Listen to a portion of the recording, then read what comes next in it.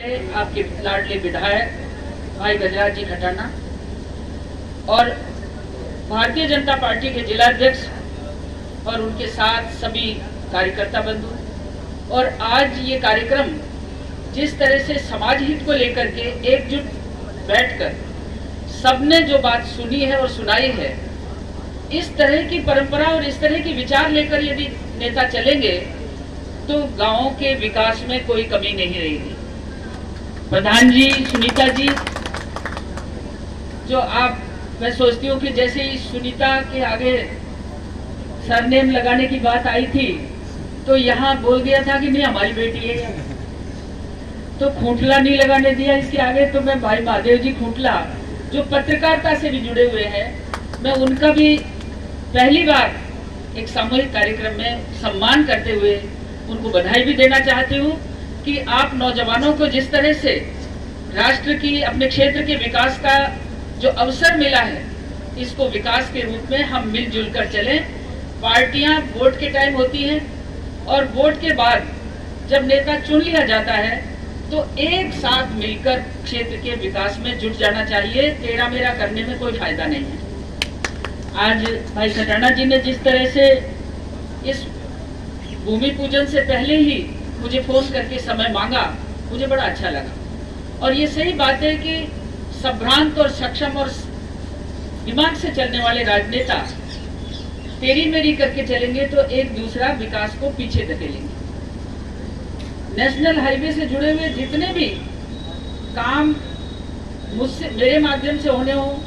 या भाई खटाना जी के माध्यम से होने हो या राज्य सरकार या केंद्र सरकार से होने हो, उसके बारे में भी सदैव चर्चा करते रहते हैं। आज मैं पीडब्ल्यूडी के अधिकारियों को भी वेलकम भी करूंगी और एक सतर्कता भी देना चाहूंगी कि जो सड़कें मंजूर होती हैं, बजट बहुत होता है इसमें, और उस बजट का पूरा लाभ काम के दौरान किया जाए और पक्की और मजबूत सड़कें बनाई जाएं तो निस्संदेह जनता को लाभ मिलेगा और हम लोगों को भी उसका श्रेय मिलेगा। अन्यथा जहां सड़कें बनती हैं और बीच में गड्ढा पड़ गया तो ओ मैडम थारी सड़क में खाड़ा पड़ गया, ये सुनने को हमको ना मिले, ये भी मैं उनको कहना चाहूंगी। और मंच पर बैठे हुए जिला परिषद की सदस्य बहनें, स्थानीय हमारी सरपंच बहन, और मैं सोचती हूँ कि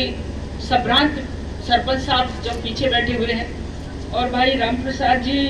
शिक्षा में ये सही बात है कि शिक्षा के क्षेत्र में मेरा भी मन रहता है कि ये सड़कें तो एमएलए साहब बना देंगे, और आज जिस सड़क का हम उद्घाटन करने जा रहे हैं ये उस स्कीम में बड़ी है जिस स्कीम में 100 में से 100 रुपया भारत की सरकार राजस्थान को देती है। लेकिन जो प्रधानमंत्री सड़क योजनाएं बनती हैं उनमें 40% राजस्थान की सरकार का होता है और 60% भारत की सरकार का होता है। ठीक इसी प्रकार आभानेरी के लिए 2.5 करोड़ रुपए जल जीवन मिशन के लिए मिले, इसमें आधा पैसा होता है, 50-50 का भागीदारी होती है। लेकिन ये भागीदारी ज्यादा से ज्यादा हो, और मैं ये कहूँ कि राजस्थान सरकार को कोई ऐसी स्कीम नहीं है जिसमें भारत की सरकार का पैसा शामिल ना हो। लेकिन नेताओं में यदि आपसी तालमेल हो, सौहार्द वातावरण हो, एक दूसरे को कंधे से कंधा मिलाकर आगे बढ़ने की भावना हो, तो भाई खटाना जी की तरह आज जिस तरह से आपने सामूहिक हमारा सम्मान किया है और सम्मान के साथ साथ हमारी बात को सुनी है, हमें इस तरह से काम करने का मौका मिलता है। तो मैं एक शिक्षक रही हूँ और शिक्षक भी ऐसी रही हूँ कि जो आत्मा से शिक्षक हूँ। राजनीति में मेरे लिए केवल समाज सेवा है, राजनीति मेरे लिए व्यवसाय नहीं है। आपने जो मान सम्मान दे करके और आपकी भावनाएं जो मुझे मिली हैं, उसी का परिणाम है कि मैं कुछ कर पा रही हूँ। मैं आज नेशनल हाईवे से जुड़े हुई हमारे बगल के जो छोटे बड़े गांव हैं, इनके राह की जो समस्या है, रास्तों की जो समस्या है, इस समस्या को पहचान कर पहले मैंने काम भी किया है। चाहे भोजवाड़ा का अंडरपास हो, भले ही अपने जयपुर से जब कनेक्टिविटी बनेगी इस सड़क की, तो भाई खटाना जी ने मुझे फोन करके कहा था कि ये द्वारापुरा में होना चाहिए। मैं मंत्री तक को इसके बारे में लिख कर दे के आई हूँ, और इसके बीच छोटे छोटे काम और जो सड़क से संबंधित समस्याएं दी हैं आपने, मैं जरूर इनके साथ बैठकर बात करूंगी। और जहां कहीं